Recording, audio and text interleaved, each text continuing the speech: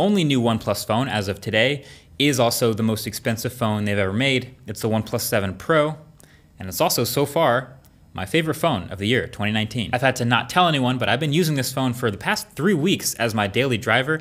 Anytime someone asked what phone I was using, I wanted to rant and rave about this phone, but I didn't. I kept it quiet through all the leaks, didn't say a word. But now it's all here in one video, so this is the review. So there are 3 main things that will stand this phone out from the pack. Those are the display, the speed, and the price. So I'll just go ahead and get the price out the way real quick. Right off the top, this phone starts at $669. Nice. So that's your context for this. Let's remember that number going forward. So it's actually worth starting on the build because this phone is actually a pretty big step up from any other OnePlus phone. First of all, it's huge.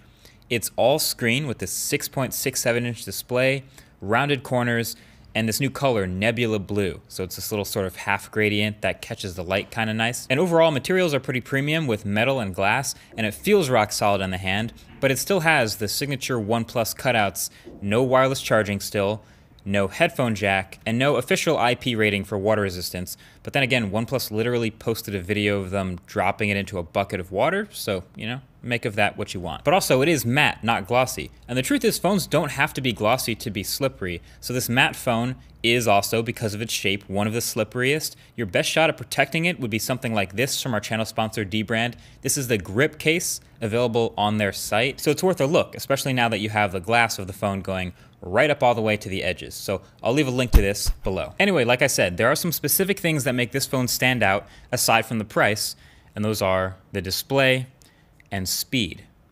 Let's start with the display.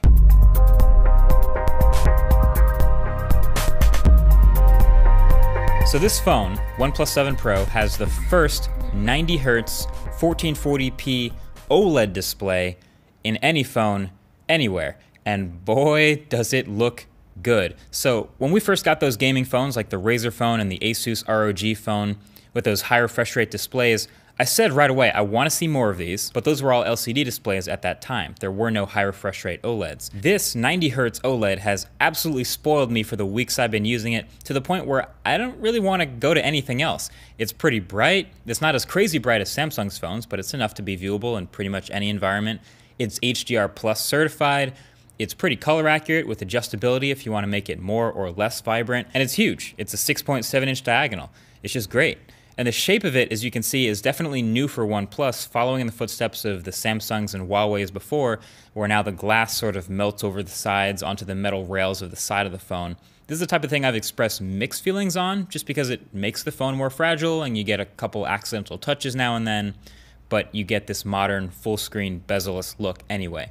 And then of course, with no bezels and no notch, you might be asking, where's the front-facing stuff? Well, the pretty decent earpiece speaker grill is up at the top in this slot, and the fingerprint reader, again, is an optical one right behind the glass that this time is 30% larger and feels just a half step quicker, which is pretty nice. And the selfie camera is, yes, a pop-up style camera that we've seen in a couple other phones in the last year.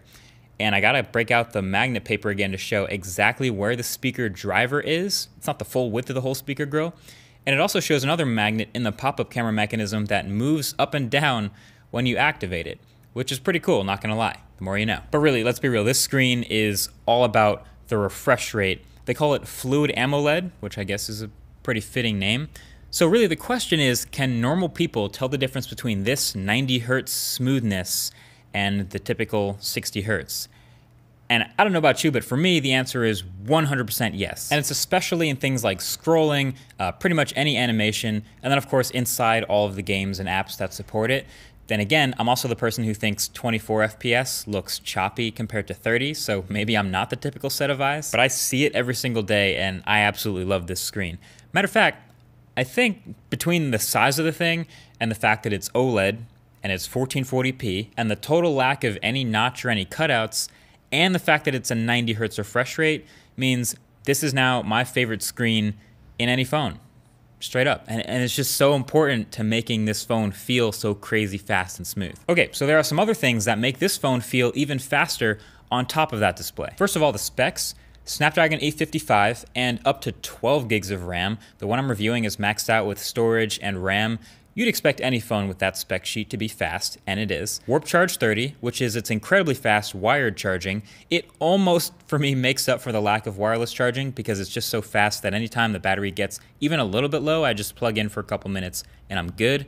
It can charge from 0 to almost half battery in 20 minutes. Even the car charger is extremely fast. So yeah, I still wish it had wireless charging, but not having it, this is the next best thing. And then this USB-C port supports USB 3.1, so data transfer speeds are faster if you do a lot of that.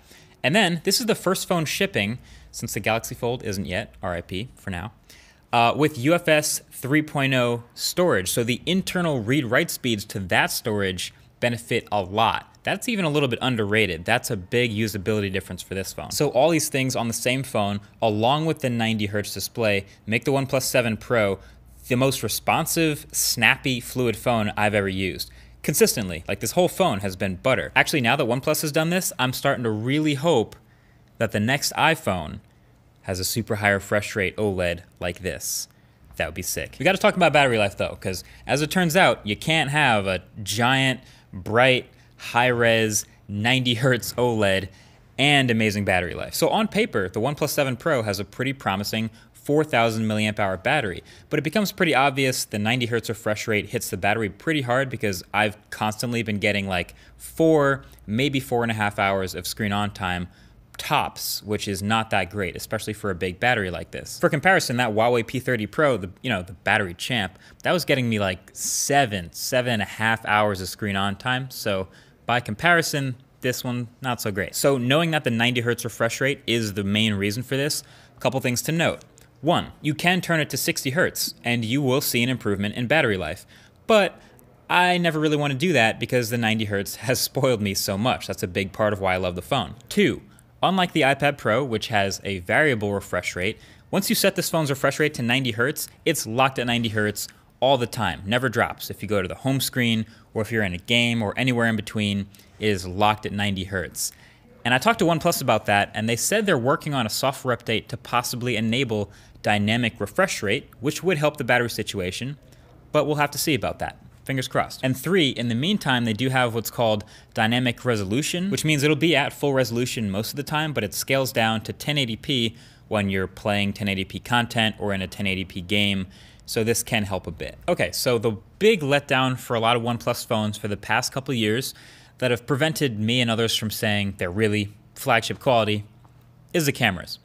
So OnePlus has gone with a new camera system for the OnePlus 7 Pro this year. So it's 3 cameras on the back. One standard 48 megapixel camera with an f1.6 aperture and OIS, then a 3x telephoto 8 megapixel camera at f2.4 with OIS, and an ultra wide angle 16 megapixel, no OIS, at f2.2. So this is the hot new triple camera setup all the cool kids are rocking this year. Samsung, LG, Huawei, probably the new iPhone later this year. Probably pretty much everyone except the Pixel.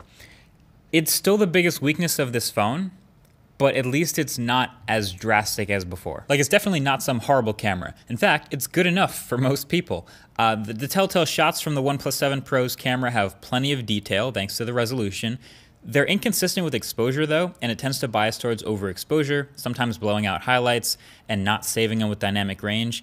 And very little of the image is ever in actual dark or shadow, kind of like what Huawei's been doing. But they still look fine for most of the time, especially in daylight or anytime you have ideal conditions with lots of light.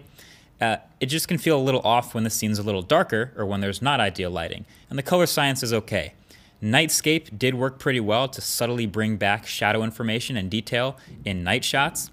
Disappointing for me though was the ultra-wide camera. It's noticeably softer than the main camera and was slower to focus and had white balance inconsistency with the main camera, so I just had a lot less confidence getting a good crisp shot with the ultra-wide. But the perspective is still cool, so I'm glad they did it, but I wish that sensor was better. Now I have a pretty good feeling history is gonna repeat itself and someone's gonna build a Google camera mod for the OnePlus 7 Pro like they did with previous OnePlus phones, and it's gonna take better photos with better exposure and better dynamic range and better image processing and night sight and all that. But until that happens, yeah, the camera is definitely still the weakest part of the OnePlus 7 Pro, which is fascinating because the software otherwise has been one of the strongest parts of their phones for years. Oxygen OS has been great. It's just clean, lightweight, and smooth, and it definitely still adds a lot of features that I like that sort of tie in nicely with the hardware. This phone, under the radar, just upgraded their haptic vibration motor to be excellent, right up there with as good as the Pixel, as the best in any Android phone. There's some leaks about it being like 200% stronger or something like that, which, I mean, maybe that is true, but it's not really about how strong it is. It's about how precise it is, like how tight that feedback can actually be. And this one's great. It's not as good as the iPhone, but no one is, so this one's good. So with the software, they let you customize the haptics and the settings. They also let you customize what icons show up in your notification bar at the top, one by one. I love that. They built in face unlock in case you want to use that pop-up camera, but I wouldn't recommend it because they actually already don't want you using the pop-up camera too much. It's rated for 300,000 opens and closes, but using it every time you unlock your phone all day, every day is a lot. Plus it's just an RGB camera, so it's not as secure as Face ID. So just go with the fingerprint reader. But what's cool is in the software, they built in automatic freefall detection. So if you're taking a selfie or you just unlock the phone or it's just popped out for whatever reason and you drop the phone, it'll automatically close that mechanism to protect itself from breaking if it lands the wrong way. That is actually really smart. Good luck. You can customize exactly what the alert slider modes will do to fine-tune it to your use. And you can turn on or off a long press of the power button to activate Google Assistant if you want to use that as a custom button. Or you can long press the software home button to get there.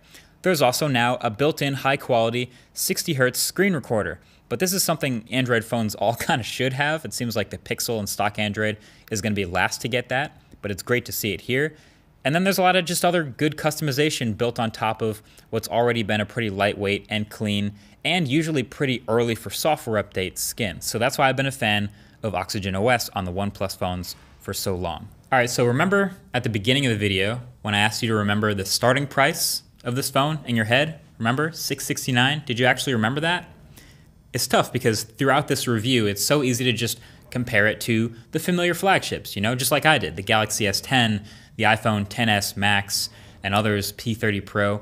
But those phones all start at or around $1,000. So actually in 2019, a base price of at or under $700 is actually pretty massively undercutting those phones. So somehow OnePlus growing up and making their most expensive phone of all time by far is actually, because of the landscape in 2019, still looking like a pretty good deal. Bottom line, I think people are gonna really like this phone. And it's because of those main things I talked about at the beginning.